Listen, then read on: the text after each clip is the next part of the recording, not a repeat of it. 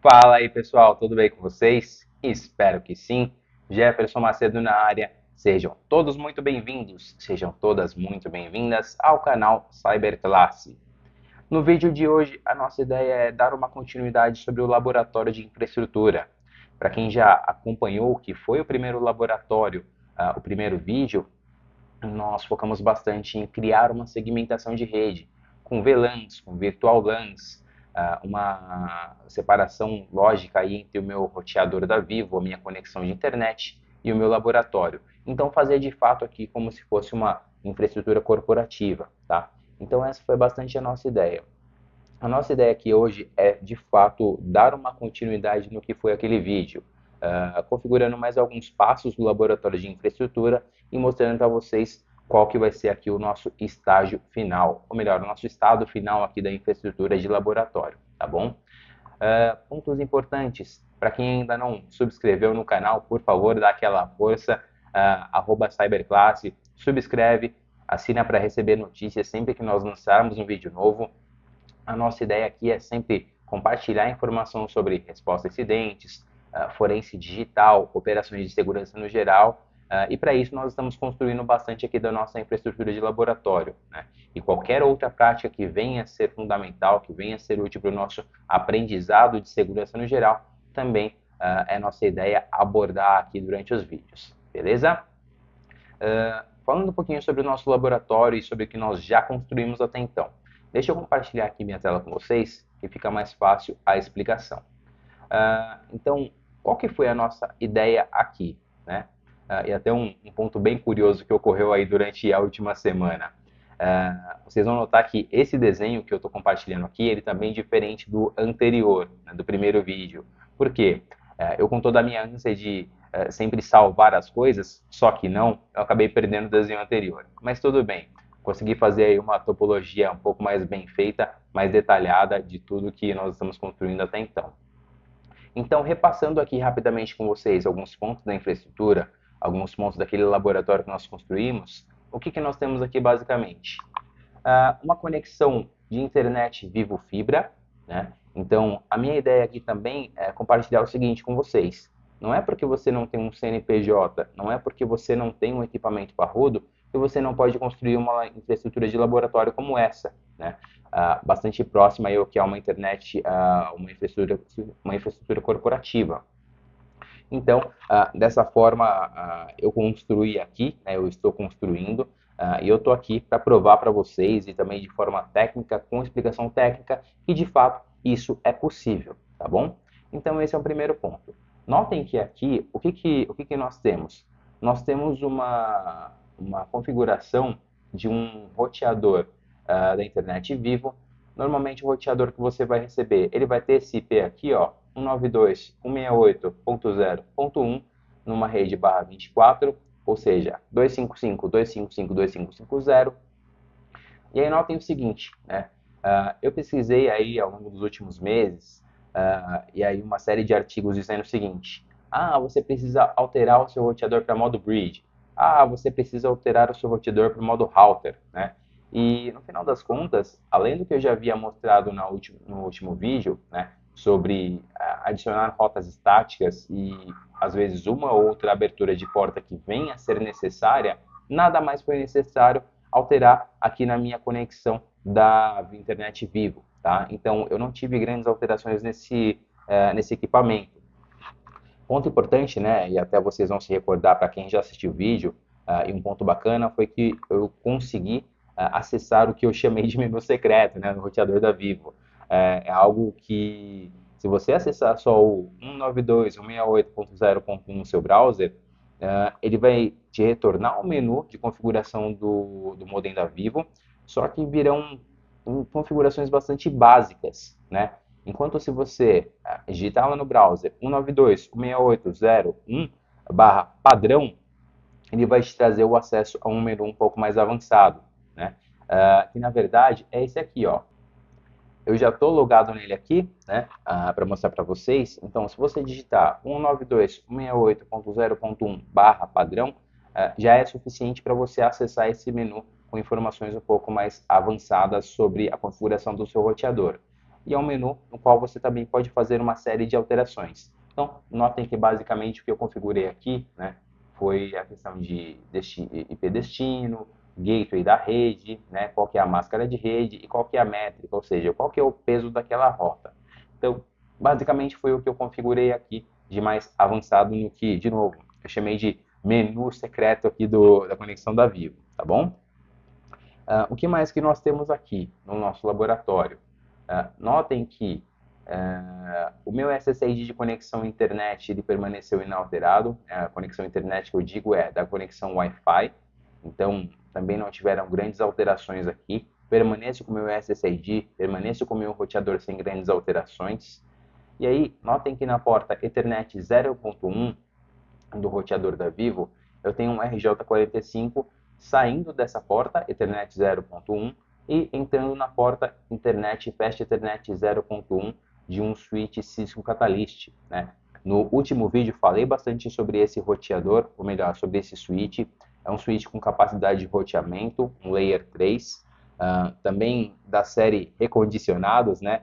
Reutilizáveis aí, que alguém não quer, alguma empresa não quer, e cabe muito bem aqui para a nossa finalidade. Então, eu utilizei esse switch aqui na nossa infraestrutura, tá bom? Com isso, eu ganhei essa capacidade de roteamento e segmentação por VLANs, certo? Então, dessa forma, eu assinalei o IP 192.168.0.254 no switch Cisco Catalyst.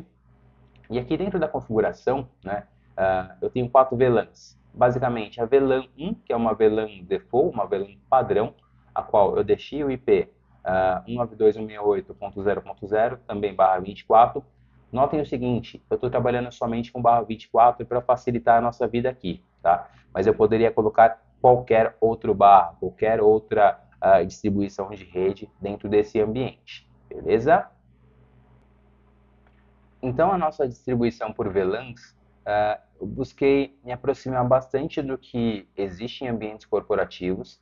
Então, notem que nós temos aqui uma VLAN default, temos aqui o que eu estou chamando de uma VLAN prod 1 server VLAN, prod 2 server VLAN e uma outra VLAN chamada corp underline users underline VLAN. Ou seja, de fato é o que se assemelha muito ao ambiente corporativo. VLAN default, a qual nós não podemos alterar, é um padrão da Cisco no switch Cisco Catalyst. A interface VLAN 2 e a VLAN 3 são para o ambiente de produção, servidores. Mais especificamente, tudo que é servidor físico, né, tudo que for dispositivo físico, a minha ideia é alocar nesse segmento 192.168.2.0, tá? Olhando aqui para o nosso terceiro octeto, octeto 2, então essa subrede aqui, VLAN 2, ficarão todos os itens que forem físicos, tá bom? Aqui no nossa VLAN número 3, eu vou deixar tudo que for servidor virtual, tá bom? Então já tenho alguns servidores instalados aqui, vou mostrar um pouquinho mais para vocês. E finalmente, a nossa VLAN 4 seriam de usuários corporativos. Então, um computador que eu venha a instalar aqui, a rede Wi-Fi, né, que eu também tenho essa ideia de colocar um access point da Cisco, que eu também tenho recondicionado aqui. Então, a ideia é instalar, atribuir esse range, essa VLAN para esses usuários corporativos. E entre as VLANs existe roteamento, tá? Então, hoje, quem está alocado na VLAN 4, por exemplo, consegue muito bem conversar, consegue muito bem se comunicar com quem está na VLAN 2 e 3 e assim por diante. Qual que é o ponto principal aqui, né? E até do ponto de vista de segurança, né? Quando nós falamos de segurança. Suponha que nós tivemos aqui um ataque contra o nosso ambiente. Os servidores da VLAN VLAN 2 estão sendo criptografados, né? Ou preciso conter um ataque que venha impactar a VLAN número 2. Ao invés de eu desligar todo o ambiente, o que eu faço aqui? Eu consigo dar um shutdown, ou seja, eu consigo desligar somente aquela VLAN. Dessa forma, eu consigo conter o ataque, né? Óbvio que tem uma série de outras particularidades, mas só para dar um pouquinho para vocês essa introdução do que é uma segmentação por VLANs e a importância dela. Legal? Retomando aqui a nossa explicação do laboratório, o que mais que nós temos aqui? No switch Cisco Catalyst, ele tem 24 portas, tá? E aí eu usei a porta número 2, tá? conectar o meu servidor HP, é um HP Proliant DL560 geração 8, também recondicionado, também bastante útil e bem parrudo aí para a nossa operação do dia a dia, porque nós queremos atingir. Notem um ponto importante, né? Eu tenho essa configuração aqui de trunk, né, e de acesso aqui nas portas bem distribuídas, tá? Vamos logar rapidinho aqui no Switch Cisco Catalyst, só para vocês baterem o olho e revisarem como que está essa configuração. Eu abordei ela no detalhe lá no primeiro vídeo, tá? Mas deixa eu passar rapidinho aqui, só para vocês verem como de fato ela está aqui no nosso ambiente, tá? Então, esse aqui é o nosso bom, velho e clássico PuTTY. É bastante utilizado aí para fazer esse tipo de acesso. Então, já conectei aqui, ó, 192.168.0.254, o IP que eu escolhi. Coloquei aqui a senha, que obviamente está no meu cofre de senha, eu não vou mostrar para vocês. Enable. Coloco a senha de Enable e aqui estamos no Switch Cisco Catalyst, tá bom? Então, ó, Show Running Config para mostrar a configuração, mostrando a configuração do nosso Switch Cisco Catalyst. E aí, ó, olha só que bacana. Tem uma série de informações aqui, tá? Mas vamos para o que interessa, que é a informação de VLAN. Então, notem que eu tenho duas conexões de rede chegando no nosso servidor HPE, tá? Então, estão aqui Fast Ethernet 0/2 e a Fast Ethernet 0/3, uma na VM-NIC 3, outra na VM-NIC 2 do servidor, tá? Uma interface está em modo de trunk, outra interface em modo de acesso na VLAN 3, a qual novamente será destinada aí a nossas máquinas virtuais, né? Então, tudo que for máquina virtual, eu vou alocar na VLAN número 3. Dando continuidade à nossa configuração aqui do ambiente Cisco, né, do switch Cisco Catalyst, temos aqui, ó, VLAN 1, VLAN 2, VLAN 3. Essa VLAN 4 aqui, tá, ela está só no desenho, mas eu vou configurar ela para mostrar para vocês aí em breve, tá bom? Nosso Default Gateway, nossa rota estática, tá, que são os itens importantes. E que mais? Finalmente aqui é o nosso acesso, né? Acesso via Telnet e SSH. Aqui para acessar esse equipamento, o Cisco Catalyst 3550. Fechado? Então, dessa forma está a configuração aqui do switch Cisco Catalyst, chegando no servidor HP Proliant DL560 Gen 8. Esse servidor HP ele tem o endereço 192.168.2.1. Ele tem um ESXi da VMware rodando nele, tá? Então eu instalei nele um ESX versão 7.0, uma versão de testes, né? Então você consegue baixar isso pelo site da VMware também. Então tem um período de avaliação aí de 30 dias, se não me engano. E aí, se você for uma pessoa jurídica, talvez seja mais fácil para fazer essa aquisição posterior. Ou, no final das contas, você pode optar por adotar aqui dentro desse servidor também, se você tiver um servidor ou uma máquina parruda com essa capacidade, ou que seja capacidade inferior, mas para simular essa condição de servidor, pode muito bem colocar aqui um Windows Server, um Windows Professional e ter um Hyper-V, né, que também faz essa função de virtualização, beleza? Notem o seguinte, então tenho aqui o servidor físico no barramento 192.168.2 com o endereço 1. Se eu acessar esse endereço aqui, ó, 192.168.2.1 no meu browser, ele vai cair aqui, ó, 192.168.2.1, que é o nosso virtualizador. Então, vou acessar aqui o nosso virtualizador, só para ver rapidinho como que ele está. E aí notem o seguinte, eu já tenho uma série de máquinas virtuais rodando aqui, tá? Tenho 4 máquinas virtuais rodando, basicamente aqui o nosso firewall, nosso Active Directory, o qual nós vamos conversar um pouquinho mais daqui a pouco. Tem o nosso laboratório aqui de segurança ofensiva, que é basicamente o que eu utilizo hoje para fazer toda a parte de pen test. E temos aqui também uma outra máquina virtual em Windows que eu configurei para ser um laboratório de forense. Vamos falar aqui de 2 itens. O nosso firewall, tá? É um pfSense, e o nosso Active Directory. Então, o foco de hoje aqui é falar do nosso Active Directory. Vamos passar rapidinho antes, só pelo nosso firewall, tá? Só para vocês verem que não tem nada complexo aqui, tá? Então esse é o nosso pfSense 192.168.3.1.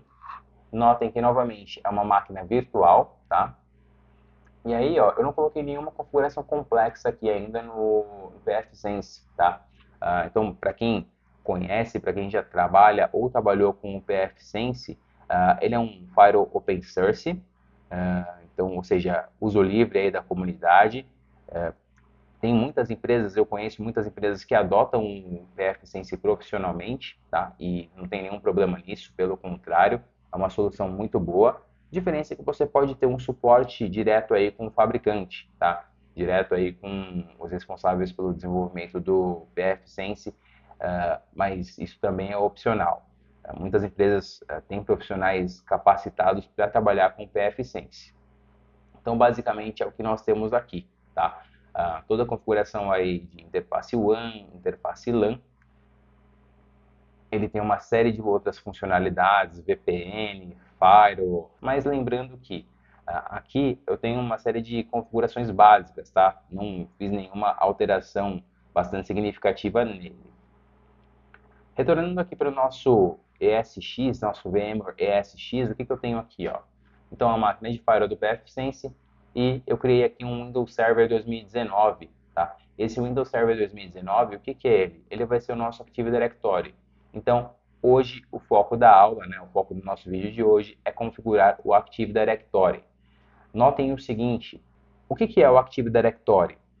De forma bastante sumarizada, o Active Directory ele nada mais é do que uma base de dados de usuários corporativos ou de informações de conta de uma rede corporativa. Ali eu posso ter um serviço de DNS, posso ter um serviço de DHCP e uma série de coisas bastante úteis ali no ambiente, né, em um Active Directory e um controlador de domínio. Então, aquele sufixo, né, que você acaba assinalando que existe na sua rede corporativa hoje, né, por exemplo, nome da máquina. Supondo aqui que o nome da máquina é M0001.empresa.com, aquilo numa rede local é provido, é fornecido por meio do Active Directory, por meio desse controlador de domínio. Por que é muito importante aqui para a gente hoje, né, para a gente, no nosso laboratório, ter o Active Directory? Porque ele é um dos corações da rede, né? É um dos corações de uma rede corporativa e no final das contas, do ponto de vista de resposta a incidentes e forense, ele tem sido o alvo principal, o alvo preferido dos atacantes cibernéticos, né? Dos grupos de ransomware, dos grupos aí que têm feito vítimas aí mundo afora, tá?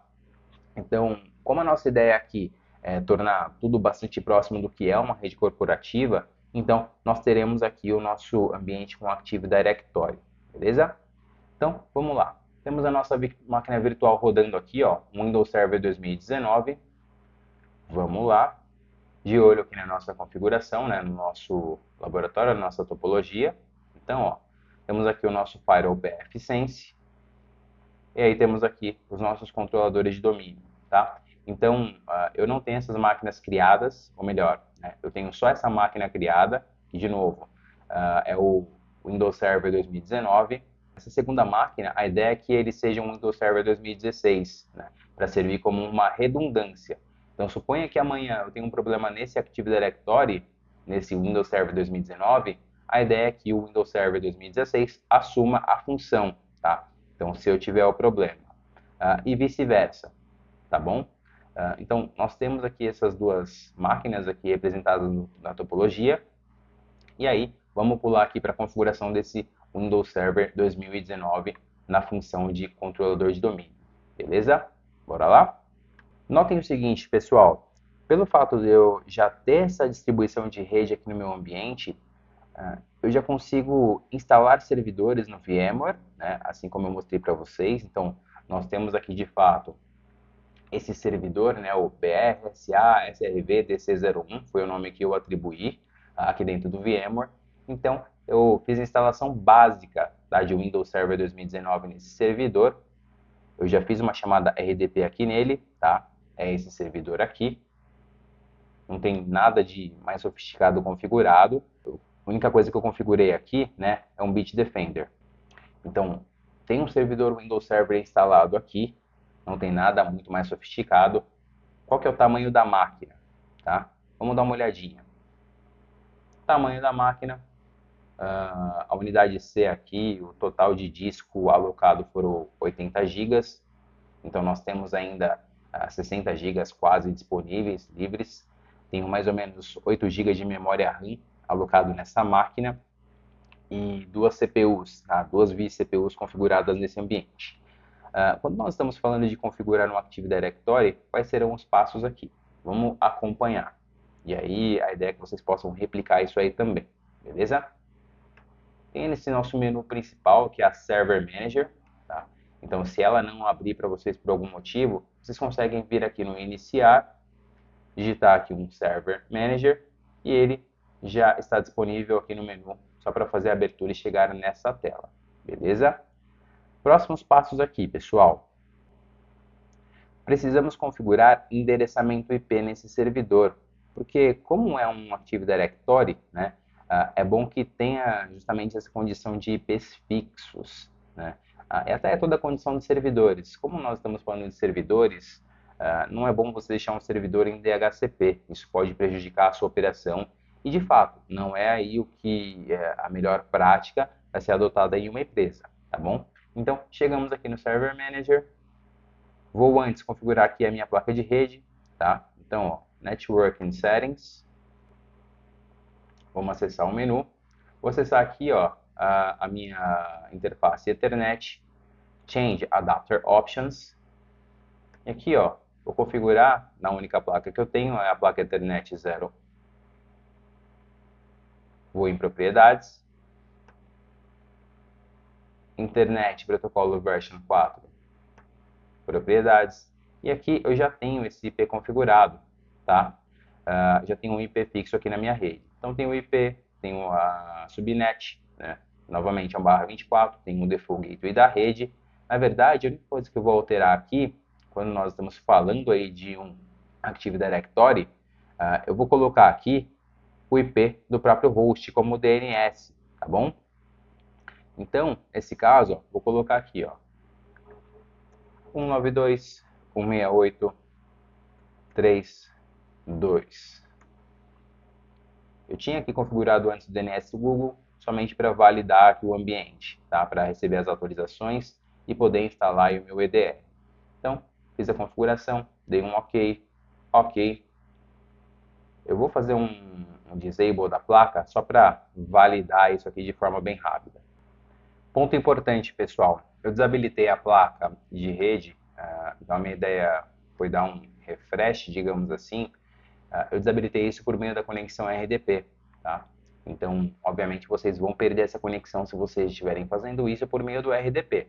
Então, eu precisei retornar aqui na console do VMware ESX, me conectar aqui no servidor para restabelecer, para reabilitar aqui a placa, tá? Então, estamos de volta aqui na conexão RDP, já com um IP novo, um IP propriamente configurado, que será parte dessa nossa infraestrutura, tá bom? Então, vamos lá. ipconfig, já tenho aqui um IP novo, né? Já tenho, na verdade, essa configuração de IP fixo. E aí, o que mais que nós vamos fazer aqui? Para continuar esse laboratório de Active Directory, então a nossa ideia é nomear o servidor também, tá? Então é importante dar nome aqui para esse servidor. Então eu vou aqui no meu iniciar, painel de controle,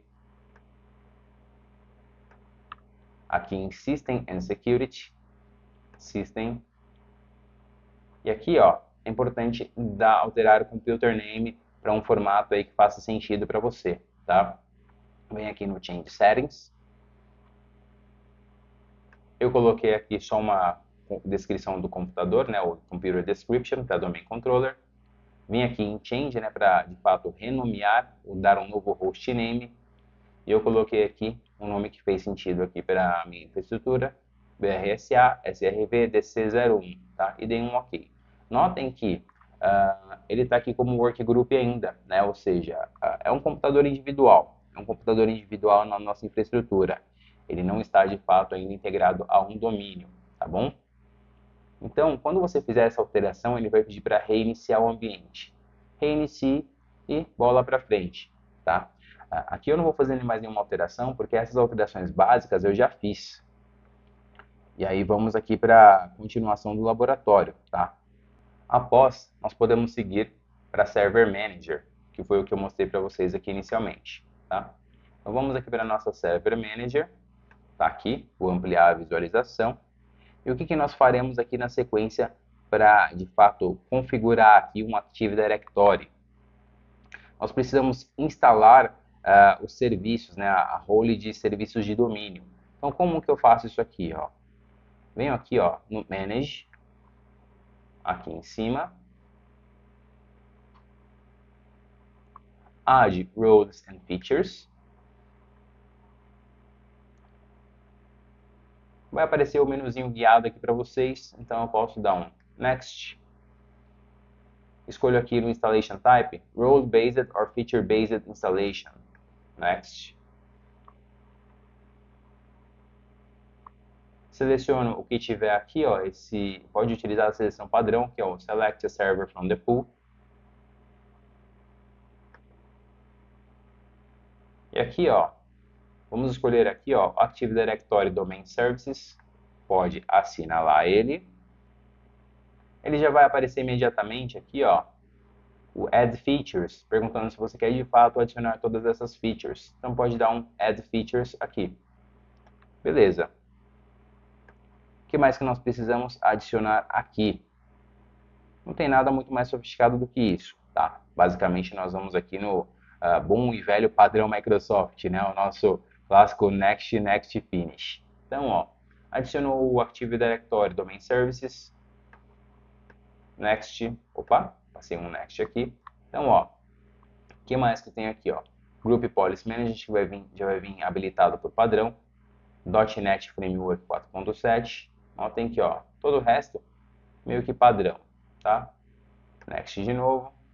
E aqui, ó, ADDS, ou Active Directory Domain Services, também Next.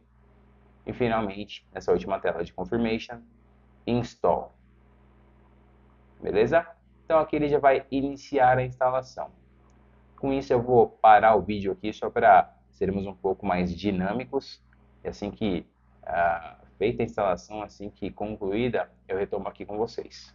Estamos de volta, pessoal. Assim que concluir aquela feature anterior, né, a instalação da feature anterior, o menu no qual nós estávamos trabalhando, o que vai acontecer?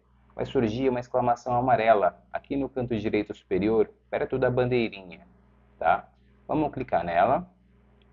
E aí, o que nós vamos fazer agora? Nós vamos promover esse servidor a um controlador de domínio, tá? Então, esse é o pedido aqui do servidor, do serviço, para de fato termos e concluirmos a instalação do nosso controlador de domínio. Então, é só clicar aqui ó, no Promote the Server to a Domain Controller. E aí nós vamos aplicar as configurações necessárias, tá? Quais configurações são essas? Como nós estamos configurando aqui um controlador de domínio do zero, um controlador novo, né? Então eu vou utilizar essa opção aqui, ó, Add a New Forest, né? O que é o forest, ou o que é a floresta? Vai ser o sufixo de DNS que você vai ter no seu ambiente, beleza?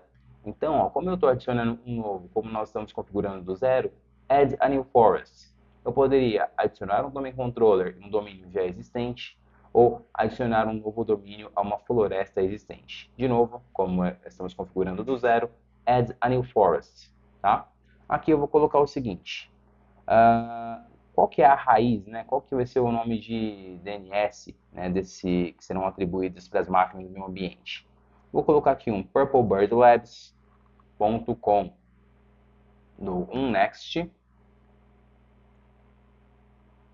Simples assim, como todo ambiente Windows, tá? Ele vai muito na linha do Next, Next, Finish aqui, tá bom? Por mais que nós estamos trabalhando aqui nesse ambiente como Windows Server 2019, aqui ó, no Domain Controller Options, o máximo que ele vai chegar aqui de opção, o máximo que vai ter habilitado é para manter esse Windows Server 2016, tá? Isso aqui já vem de forma automática preenchida, tá?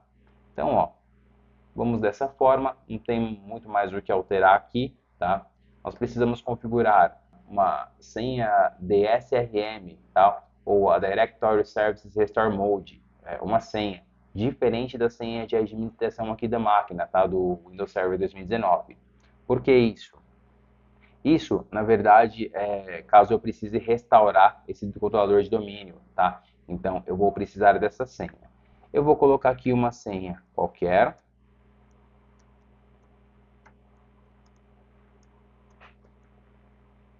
Repetindo a senha.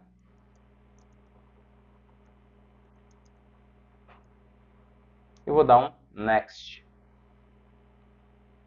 Posso ou não criar um DNS, um serviço de DNS já aqui nesse ambiente, tá? Não é a ideia aqui agora. Vamos tratar em uma outra oportunidade sobre a questão de DNS, sobre a configuração de DNS no Active Directory. Então, eu vou deixar isso aqui em branco, tá? Vou só dar um Next. Ele vai fazer uma verificação do NetBIOS Name, né, que vai ser assinalado ao meu domínio. Se eu quiser, eu posso fazer essa alteração. Então, ele adicionou aqui para nós um Purple Bird Labs, com base no sufixo DNS que eu configurei anteriormente. Vou manter esse aqui mesmo, vou dar um Next. Demais opções também automáticas, tá? Então, para você especificar onde que vai ficar a base de dados do AD, dentro aqui do servidor. Então, vamos manter o padrão. Next. E aí, ele vai passar aqui um Multiple Review, né? Para revisar tudo que nós configuramos. Então, tudo que nós configuramos está aqui, ó. Novo nome de domínio, purplebirdlabs.com, NetBIOS Name, Purple Bird Labs, Windows Server 2016, Windows Server 2016, demais opções aqui, todas padrões. Next. Ele vai fazer uma checagem de pré-requisitos, ou seja, validar que tudo que foi instalado, tudo que foi configurado até agora está de acordo. Notem o seguinte, pessoal, após a conclusão de verificação de pré-requisitos, chegaremos nessa tela final, tá? E aqui vai habilitar para vocês um botão Install.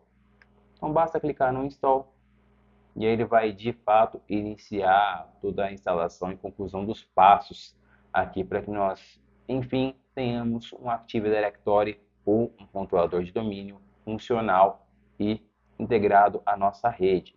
Legal? Eu vou interromper o vídeo somente para deixar um negócio mais dinâmico, mas o que vai acontecer aqui na sequência? Ele vai fazer aqui a instalação e aí sim, de fato, ele vai pedir para reiniciar esse servidor. Fechado? Retorno já com vocês. E aí, finalmente, pessoal, vocês chegaram na tela, né, em que será pedido o reinício do servidor, ou seja, ele vai ser automaticamente reiniciado, né? Vamos aguardar coisa aí de alguns segundos para podermos nos conectar novamente via Remote Desktop. Ou melhor, eu vou conectar aqui, ó, via ESX.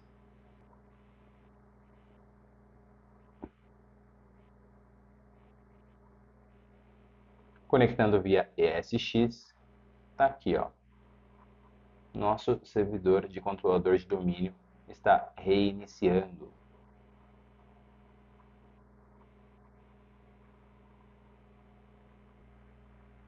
Retomando aqui com o nosso servidor devidamente reiniciado. Vamos lá em Actions. Vamos dar um Ctrl Alt Del aqui por dentro da console, né, do VMware ESX. E aí notem que, ó, já tem uma opção de login bastante diferente. Então, vocês se lembram daquela definição de nome do NetBIOS? Purple Bird Labs /administrator, né? Então, na verdade, Purple Bird Labs foi a definição do NetBIOS Name. Então, esse login já é possível como o próprio Active Directory já fosse um membro do domínio, né? Então, vou logar aqui, ó. Loguei no ambiente. E aí já estaremos de fato integrados aqui dentro do nosso controlador de domínio, tá? Simples assim, pessoal. Não tem muita complexidade, não tem muita dificuldade em instalar de fato um Active Directory. Vamos só deixar carregar aqui para dar uma olhada. Ele, por padrão, né, depois que reinicia, ele já abre aqui para a gente a tela de Server Manager, as opções de gerenciamento. E aí, ó, notem o seguinte, vou aqui em iniciar, painel de controle, System, olhando aqui para a opção de names, né, da alteração de nomes, onde eu poderia alterar o computer name, indo aqui em Change Settings, Change aqui do computer name, ele ó, já é parte de um domínio, purplebirdlabs.com, beleza? Simples assim, pessoal. Revisando aqui demais opções, né? O que nós teríamos de opções adicionais de configuração sobre esse servidor, sobre esse ambiente de Active Directory. Nós poderíamos também, né, e é uma prática adotada por algumas empresas, adotá-lo aí como um servidor de DNS, né, como um DNS Resolver, poderíamos adotá-lo, né, como um servidor de DHCP, um servidor de Hyper-V, tem uma série de funções aqui que poderiam ser adotadas como parte de um Active Directory, tá? Ou como parte aí de um Windows Server no geral, beleza? Deixa eu voltar aqui para minha tela principal. E é isso, pessoal. Esse foi o nosso exercício para poder implementar de fato um controlador de domínio no nosso ambiente de laboratório. Ponto importante, né, e reforçando tudo que nós já fizemos até agora.